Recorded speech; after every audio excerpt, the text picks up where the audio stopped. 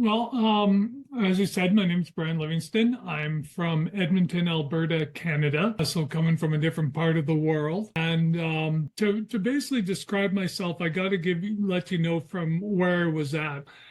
23 years ago, I ended up laying in bed, alternating back and forth between rolling over and this is pre-cell phone. So this is when we had the digital alarm clocks that glowed red at night, right? And you rolled over and you looked at that, and I'd roll back up and look at the ceiling, and I can still remember the water stain. I could still draw it to you to this day.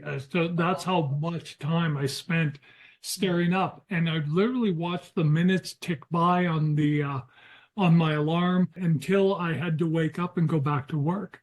And it was going to be another sleepless night. And the problem was I was a police officer. And so I was just dreading. Oh, that's not a problem. Well, no, the problem was it's another sleepless night and I've got a gun on my hip, right? That's the problem. And that's the problem with so many police officers. But, I was alternating. I couldn't get to sleep.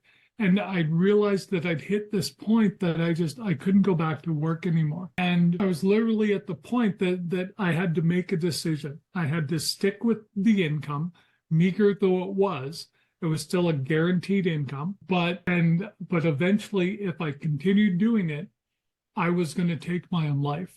There's absolutely no question about it. Or I had to leap into the unknown with nothing to catch me that I knew of, with my wife and my two young daughters.